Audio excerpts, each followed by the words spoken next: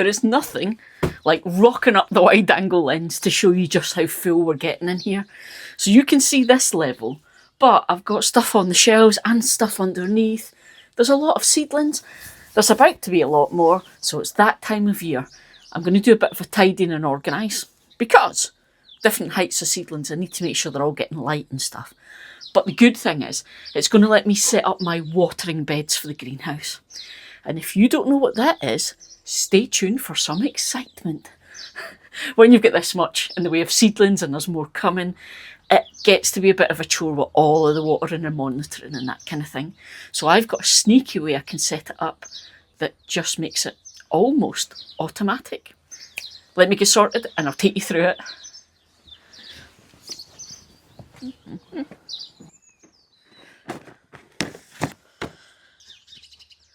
It's one side of the greenhouse done.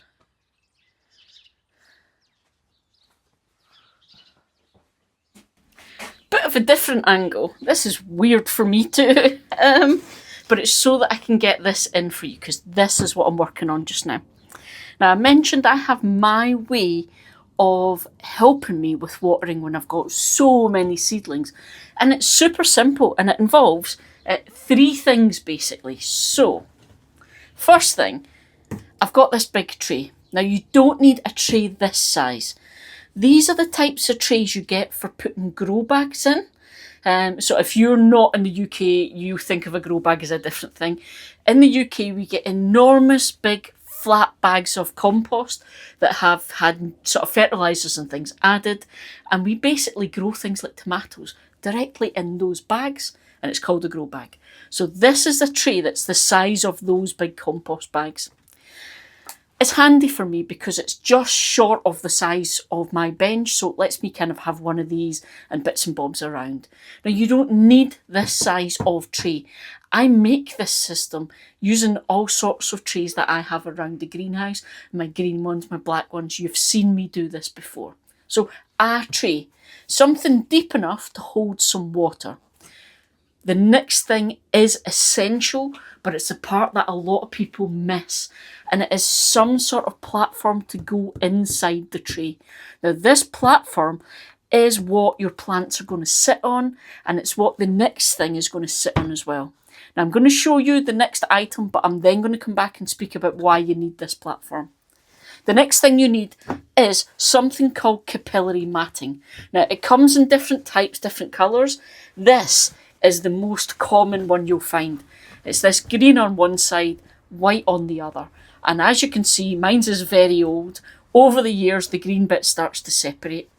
So I use this for doing these watering trays every single year, and I reuse this stuff. It gets kind of washed and cleaned and all that kind of thing, and reused. Eventually it'll wear out, but I'll get as much out of it as I can. It's the same stuff that I use in my quad grow planters. So if you have quad grows, you'll recognise this as being the feeder mat that goes through the pots. The reason for this stuff is it actually draws water up. So if I show you this, wicking, that's what it's for. It draws water up into this material, and that is how we make this work, because we use this with these platforms in a tray of water to draw the water up and then give it to the plants. So I'm going to show you how to do that, but first I'm going to talk about the platforms as promised. You need the platforms because if you don't have this, essentially all you're doing is sitting your pots in a tray of water. Now, watering from the bottom, which is what this will do, is a really good thing, but you still need to be able to control how much water each of these plants gets. And if you just sit them in a tray and fill that tray with water, you then have to either be monitoring everything really carefully to make sure all of those little individual pots get the right amount of water, none of them get too much water, or there isn't one sitting somewhere in a corner that hasn't had enough. Or you need to give them the water and then take them all out and empty the tray. And that's all fine when you're only growing a small amount of plants, but when you get to this point in the year and the amount I grow, that just becomes too much to organise, and that's why I now switch to this system. And this is where the platform comes in. The platform means that those plant pots are never sitting in water. It keeps them out of the water. But you have to keep it small enough so that the water can be drawn up the material. Because that's the thing, this stuff is great, but it will only draw the water up maybe an inch, possibly 2 inches, okay? Don't go any higher than that, because then all you'll find is it doesn't draw the water up, okay? This is how I build this using these 3 things. It's super easy. Now, I don't need all of this, it was just so I can show you. I have my platforms in place. Now, you can use just about anything as a platform. I've got these tiles that you can use for holding gravel in place, for kind of making driveways and things.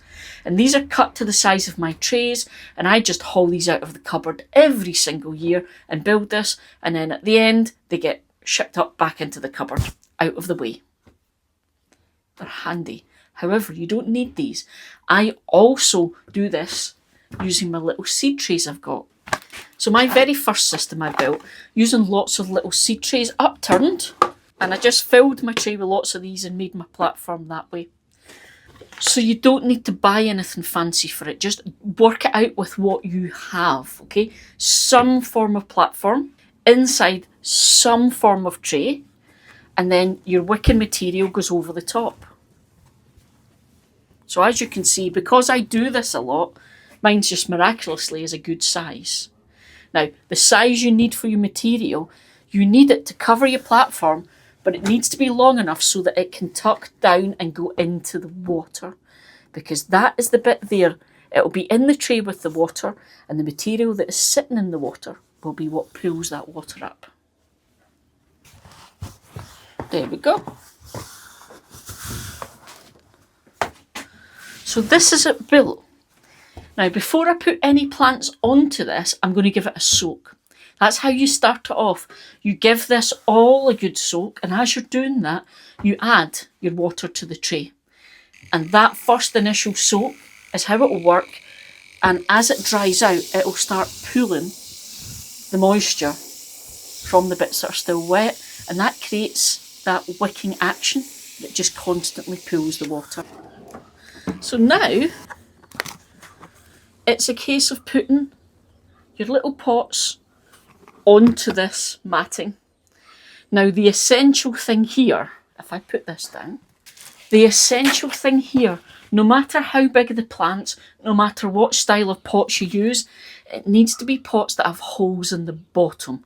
That's super important, because how it works now, that wicking action I spoke about in the cloth, the same thing is going to happen with the compost or the potting mix in these little pots.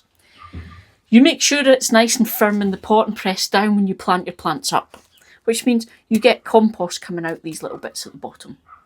When you then take your pot and put it onto that matting, that compost is in contact with that wet capillary matting, and it does the same capillary action. It pulls the moisture up into the compost, and that then gives your little plants the water they need. Now, here's the thing. The very first year I did this, I did it as a video, and I was so sceptical. And in fact, the whole purpose of me doing the video was so I could debunk this. And I actually was so shocked, because I put a tester on there. I set it all up, and I put a little pot of compost, no plants, just compost, and I left it on there, and then I came back to check it. And that was how I was going to debunk this, that it didn't work. And actually, it did. And if it dries out at any point, because you may find that you'll get distracted, you're not keeping an eye, whatever will happen, you'll get super sunny days, and this might dry out, don't worry, just give it another soak, and it'll start the process again. Now, one of the things you might find will happen, in fact, you will find this will happen. Obviously, this little plant will put its roots out to wherever the moisture is. So just like any other way where you bottom water, it will shoot the roots down for the bottom of the pot and out of the bottom of the pot. So you've saw there, that's already happening with some of my bigger plants that need potted on.